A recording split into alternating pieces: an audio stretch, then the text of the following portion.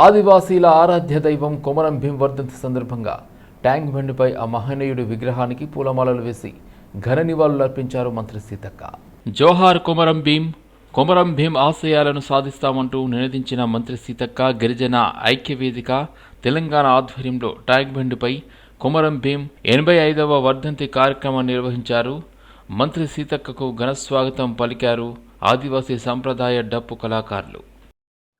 ఆదివాసీ పోరాట యోధుడు మరి జల్ జంగిల్ జమీన్ కోసం ఆనాడు నిజాం నియంతృత్వానికి వ్యతిరేకంగా తుపాకీ బట్టి పోరాడినటువంటి గోండు బిడ్డ పోరాట యోధుడు కొమరం భీం గారి యొక్క వర్ధంతి సందర్భంగా మరి రోజు జోహార్లు అర్పిస్తూ ఘనంగా జోడేఘాట్లో మరి హైదరాబాద్ లో ఉన్నటువంటి ట్యాంక్ బండ్ మీద వారి విగ్రహానికి మేమందరం కూడా ట్రైబల్ వెల్ఫేర్ డిపార్ట్మెంట్ నుంచి అదే విధంగా గిరిజన ఆదివాసీ సంఘాల నుంచి వచ్చినటువంటి సోదరులం అందరం కలిసి ఇక్కడ నివాళులర్పించడం జరిగింది. ముఖ్యంగా ముఖ్యమంత్రి రేవంత్ రెడ్డి గారికి అదే విధంగా ట్రైబల్ శాఖ మినిస్టర్ అడ్లూరు లక్ష్మణ్ గారికి ప్రత్యేకంగా ధన్యవాదాలు తెలియజేస్తా ఉన్నాం. చాలా రోజులుగా మేము డిమాండ్ చేసినటువంటి కొమరం భీం వర్ధంతిని స్టేట్ ప్రోగ్రామ్ గా ప్రభుత్వ కార్యక్రమంగా అధికారికంగా నిర్వహించాలని మేము జియో నెంబర్ 286 ను మరి తీసుకురావడం జరిగింది ట్రైబల్ వెల్ఫేర్ నుంచి. దానికి అనుగుణంగానే రాష్ట్ర వ్యాప్తంగా ఈ రోజు కొమరం భీం గారి యొక్క వర్ధంతి కార్యక్రమాలను అధికారికంగా నిర్వహించడం మా అందరికీ కూడా గర్వకారణంగా ఉంది. వారు చేసినటువంటి పోరాటం ఆత్మ గౌరవం కోసం, వారు చేసినటువంటి కొమరం భీం గారు చేసినటువంటి పోరాటం మా ఊళ్ళో మా రాజ్యం కావాలని, వారు చేసినటువంటి పోరాటం మా జంగల్ మీద మాకే హక్కు ఉండాలని, కనీసం మా కాళ్ళ ముందు నుంచి పారుతున్నటువంటి జల్ మీద నీళ్ళ మీద కూడా మాకు హక్కు లేదు, మాకే హక్కు ఉండాలని. ఆదివాసీ యోధులు కొమరం భీం వర్ధంతి సందర్భంగా ట్యాంక్ బండ్పై ఆయన విగ్రహానికి పూలమాలలు వేసి నివాళులర్పించారు. తెలంగాణ జాగృతి అధ్యక్షురాలు కల్వకుంట్ల కవిత తెలంగాణ మన్యంపులి ఆదివాసీ బొబ్బిలి కొమరం భీం అని కొనియాడారు. మరి జాతి కోసం ఎలా పోరాటం చేయాలో దేశం మొత్తం తరతరాలు చెప్పుకునేలా గొప్ప పోరాటం చేసిన బిడ్డ కొమరం భీం. కొంతమంది జననం చరిత్ర అయితే కొంతమంది మరణం చరిత్ర అవుతుంది. కొమరం భీం తన మరణంతో ఆదివాసీలకు ఎన్నో హక్కులను పర్మనెంట్గా సాధించి పెట్టారు. మావా నాటే మామా రాజ్ అంటే మా గుండెల్లో మా రాజ్యమే ఉండాలని ఆయన పిలుపునిచ్చారు. జల్ జంగిల్ జమీన్ అనగా నీరు అడవి భూమి మీద ఆదివాసీలకి హక్కు ఉండాలని ఆయన పోరాటం చేశారని తెలిపారు. ఎట్లా తమ జాతి కోసం పోరాటం చేయాలని యావత్ దేశంలో ఉండేటటువంటి ఆదివాసీలు తరతరాలు చెప్పుకునేటటువంటి గొప్ప పని చేసినటువంటి బిడ్డ కొమరం భీం గారు. మరి కొంతమంది జననం చరిత్ర అయితే కొంతమంది మరణం చరిత్ర అవుతుంది. కొమరం భీం గారు వారి మరణంతో ఆదివాసీలకు పర్మనెంట్ గా సాధించి పెట్టినటువంటి హక్కులు అనేకం ఉన్నాయి. మావా నాటే మావా రాజ్, మా గూడెంలో మా రాజ్యమే ఉండాలనేటటువంటి నినాదాన్ని, జల్ జంగల్ జమీన్ నీటి మీద అడవి మీద భూమి మీద ఆదివాసీలకి హక్కు ఉండాలనేటటువంటి అంశాలతోని ఆయన పోరాటం చేసి సాయుధ పోరాటం కూడా చేసి అనేక మందిని సిద్ధం చేసి అల్టిమేట్ గా నిజాం ప్రభుత్వం తలలు వంచి మరి ఖచ్చితంగా ఒక దర్బార్ను నిర్వహించి ఎక్కడ ఏం సమస్యలు వచ్చినా ఆదివాసీలకు చెప్పుకోవడానికి ప్రభుత్వాలు వినడానికి ఒక మార్గదర్శనం చేసింది. ఆ తర్వాత ప్రజాస్వామ్యయుతంగా వచ్చేటటువంటి ప్రభుత్వాలు వచ్చిన తర్వాత కూడా ఇప్పటికీ కొమరం భీం గారిని గౌరవార్థం మరి దర్బార్ నిర్వహించడం అంటే అది వారి గొప్పతనం తప్పితే ఇంకొకటి కాదు. అయితే కొమరం భీం గారికి జోడేఘాట్లో మంచి స్మృతివనం కట్టుకున్నాం. తెలంగాణ వచ్చిన తర్వాత వారికి ఇవ్వాల్సినటువంటి గౌరవాన్ని ఇచ్చేటటువంటి ఏర్పాట్లు మనం చేయించుకోగలిగాం. నిరుపేదలకు అధిక వడ్డీ ఆశ చూపి కోట్లు కొల్లగొట్టి తప్పించుకు తిరుగుతున్న వడ్డీ వ్యాపారి ఇంటిపై బాధితులు దాడికి పాల్పడ్డారు. ఆ వడ్డీ వ్యాపారి ఇంటికి ఏకంగా నిప్పు పెట్టారు. ఈ ఘటన నల్గొండ జిల్లా పెద్ద అడిసర్లపల్లి మండలంలోని పడమటి తాండాలో వెలుగు చూసింది.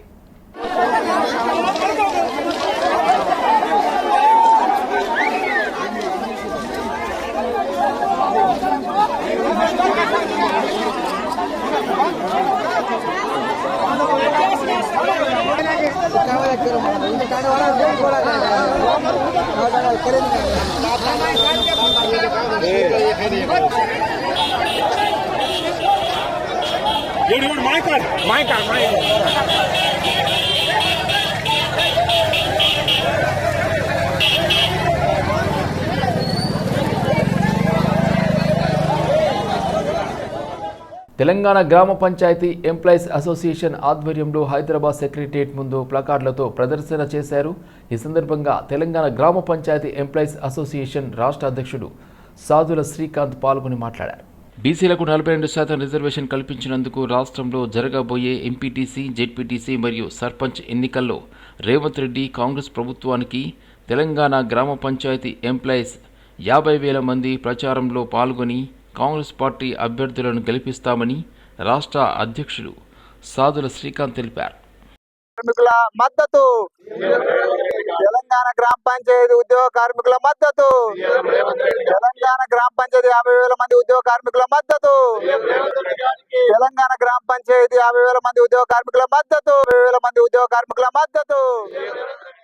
నేను సాదుల శ్రీకాంత్, తెలంగాణ గ్రామ పంచాయతీ ఎంప్లాయీస్ అసోసియేషన్ రాష్ట్ర అధ్యక్షుడిని. తెలంగాణ రాష్ట్ర ప్రభుత్వం రేవంత్ రెడ్డి గారి కాంగ్రెస్ పార్టీ ఇచ్చిన హామీ ప్రకారం 42% బీసీలకు రిజర్వేషన్ ఇచ్చినందుకు గాను మా యొక్క తెలంగాణ రాష్ట్రంలోని 50,000 మంది ఉద్యోగ కార్మికుల తరపున రేపు జరగబోయే ఎంపీటీసీ, జెడ్పీటీసీ మరియు సర్పంచ్ ఎలక్షన్లో మేము ప్రచారంలో పాల్గొని కాంగ్రెస్ పార్టీకి సంబంధించిన అభ్యర్థులను గెలిపించుకుంటామని మా అసోసియేషన్ తరపున. అమెరికా సహకారంతో ఇజ్రాయెల్ పాలకవర్గం పాలస్తీనాపై చేస్తున్న దాడులను ఖండిస్తూ పాలస్తీనా ప్రజలకు సంఘీభావంగా అశోక్ నగర్ నుండి ఇందిరా పార్క్ వరకు వామపక్ష లౌకిక సంఘాల ఆధ్వర్యంలో ర్యాలీ నిర్వహించడం జరిగింది. అనంతరం జరిగిన సభలో సిపిఐ జాతీయ అధ్యక్షులు అజీజ్ పాషా, సిపిఐఎం రాష్ట్ర కార్యదర్శి జాన్ వెస్లీ, సిపిఐ ఎంఎల్ న్యూ డెమోక్రసీ నాయకులు ప్రదీప్ పాల్గొన్నారు. శాంతియుతంగా జరుగుతున్న కార్యక్రమాన్ని పోలీసులు అడ్డుకొని నాయకులను అరెస్ట్ చేసి వివిధ పోలీస్ స్టేషన్లకు తరలించడం జరిగింది. ఈ అరెస్టును అందరూ ముక్తకంఠంతో ఖండించాలని పిలుపునిచ్చారు. ప్రపంచ పటంలో పాలిస్తాన్ అనేది దేశం లేకుండా చేయాలనే కుట్రతో ఇజ్రాయెల్ మతోన్మాదంతో పాలస్తీనాపై నిరంతరం బాంబులు కురిపిస్తూ అక్కడ ఉన్న పిల్లలు, మహిళలు, వృద్ధులను చూడకుండా దారుణంగా వాళ్లపై హింస కొనసాగిస్తున్నారు. కనీసం వాళ్లకు మంచినీరు, ఆహారము, మందులు సరఫరా చేయకుండా అడ్డుకుంటున్నారు. ఇటువంటి దారుణాలకు పాల్పడుతున్న ఇజ్రాయెల్ నేత నెతన్యాహు ప్రభుత్వానికి వ్యతిరేకంగా ప్రజలు రోడ్ల మీదకు వచ్చి తమ నిరసన గళాన్ని వినిపిస్తూ పాలస్తీనా ప్రజలకు సంఘీభావంగా నిలవాలని తెలియజేయడం జరిగింది.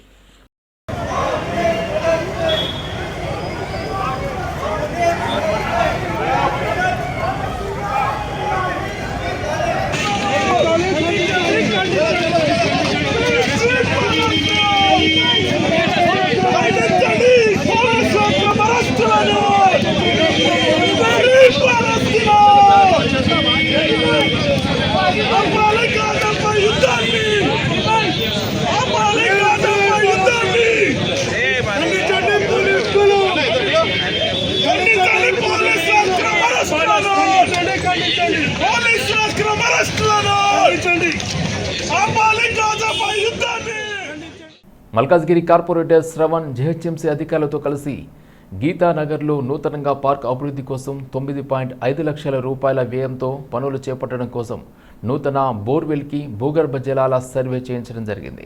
అదేవిధంగా మల్కాజ్గిరి డివిజన్లో మరో 4 నూతన పార్కుల అభివృద్ధికి నిధులు మంజూరు చేయడం జరిగింది. ఓల్డ్ మల్కాజ్గిరి, బొడ్రాయి, హనుమాన్ వ్యాయామశాల, మారుతినగర్ తదితర ప్రదేశాల్లో నూతన పార్కులు, భ్రమరాంబికా నగర్, విష్ణుపురి, భగత్ సింగ్ నగర్ తదితర ప్రాంతాల్లో పార్కుల మరమ్మతులు చేపట్టడం జరిగిందని తెలిపారు.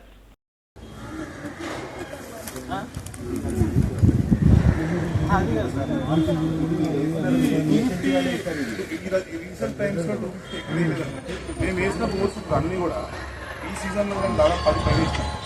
ఎక్కడైనా సరే ఆల్ మినిమం అయితే 700, యావరేజ్ అయితే 900 పడుతుంది. మినిమం 700, యావరేజ్ 900 పడుతుంది. మాత్రమే కూడా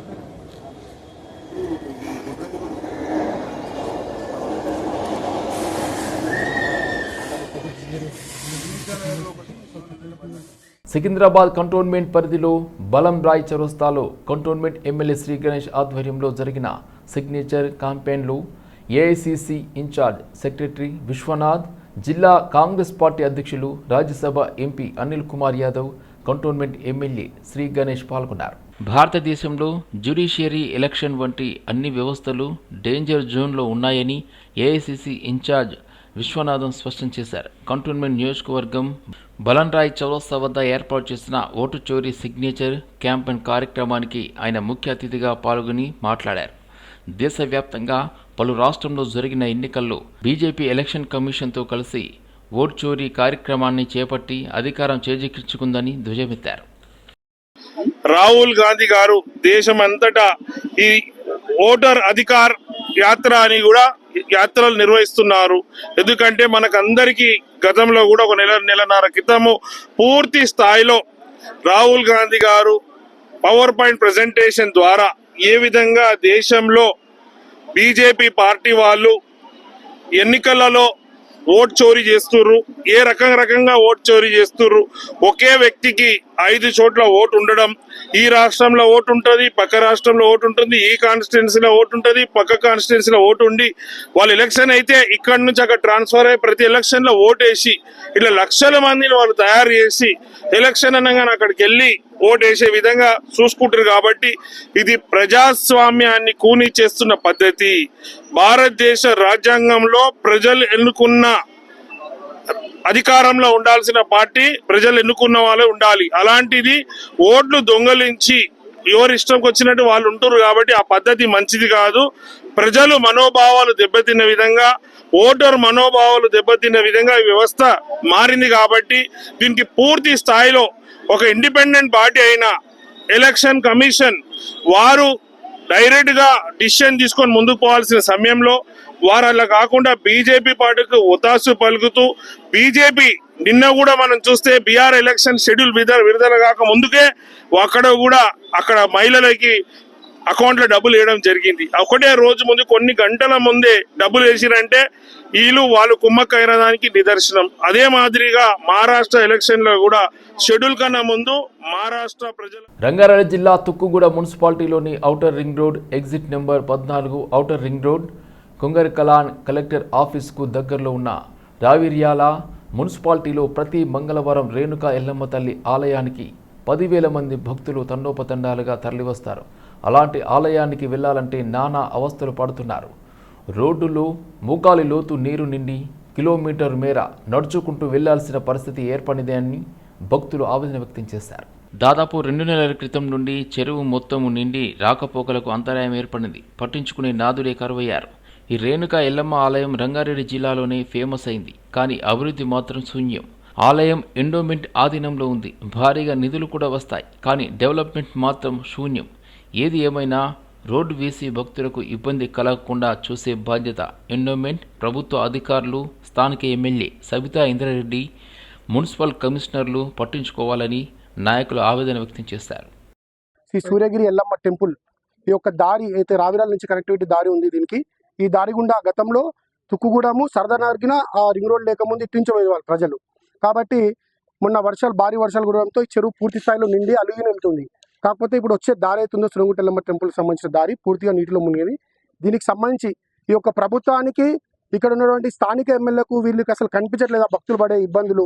వాళ్ళు మోకాళ్ళ పైకి చీరలు తీసుకొని పిల్లలు సైతం మోకాళ్ళ అంటే మునిగిపోయే పరిస్థితుల్లో వాళ్ళు సాహసం చేసి అమ్మవారి దర్శనం చేసుకుంటున్నారు.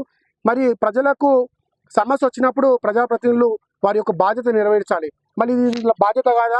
దీనికి పరిష్కారం ఎవరు? సూర్యగిరి ఎల్లమ్మ తల్లి దగ్గరికి దాదాపు 10,000 మంది వస్తారు. ప్రతి మంగళవారం 10,000 మంది వస్తారు. అదేవిధంగా జాతర ఉందంటే ఒక 50,000 మంది జాతరతో నడుస్తుంది. మన తెలంగాణలో బల్కంపేట ఎల్లమ్మ తర్వాత అతి దైవగల వ్యక్తి అమ్మవారు ఉందంటే మన సూర్యగిరి ఎల్లమ్మ టెంపుల్ రావిరాళ్ళు తుగ్గూడ మున్సిపాలిటీ. ఈ ప్రాంతంలో రోడ్డు మొత్తం మునిగిపోయి మొన్న వర్షాలకు రోడ్డు మునిగిపోయి 2 నెలల సార్లు మొత్తం మునిగిపోవడం జరిగింది. గతంలో కూడా మునిగిపోవడం జరిగింది. కానీ ఇక్కడ ఉన్న ఎమ్మెల్యే గారు ఏం చేస్తున్నారు అని అడుగుతున్నాం. ఈ ప్రాంతాన్ని ఎందుకు పట్టించుకుంటారు ఎమ్మెల్యే గారు అని అడుగుతున్నాం. మీరు ఈ రింగ్ రోడ్డు నుంచి కనెక్టింగ్ రోడ్ తీసుకుంటే అయిపోయేదే కదా, ఎందుకు తీసుకుంటలేరని అడుగుతున్నాం. గత కొన్ని రోజుల నుండి కురిసిన వర్షానికి ఇల్లు కూలి ఒకరు చనిపోయిన ఘటన ఖైరతాబాద్ ఇందిరానగర్ బస్తీలో జరిగింది. ఇటీవల కురిసిన భారీ వర్షాలకు తన ఇల్లు గోడలు స్లాబ్ మొత్తం కూలిపోయిందని స్థానిక వాసులు తెలిపారు.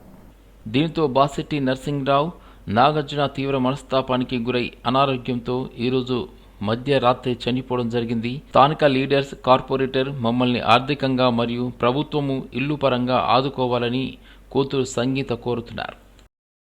మాదిగ జాతిని కించపరిచిన మంత్రి పొన్నాం ప్రభాకర్ బేషరతుగా క్షమాపణ చెప్పాలని మాదిగ హక్కుల దండోర డిమాండ్ చేసింది. ఈ నెల 5వ తేదీన జూబ్లీహిల్స్లో జరిగిన మీడియా సమావేశం సందర్భంగా రాష్ట్ర బీసీ శాఖ మంత్రి పొన్నాం ప్రభాకర్ మాదిగ జాతికి చెందిన మంత్రి అడ్డూరి లక్ష్మణ్ కుమార్పై అనుచిత వ్యాఖ్యలు చేయడాన్ని మాదిగ హక్కుల దండోర తరపున తీవ్రంగా ఖండించారు.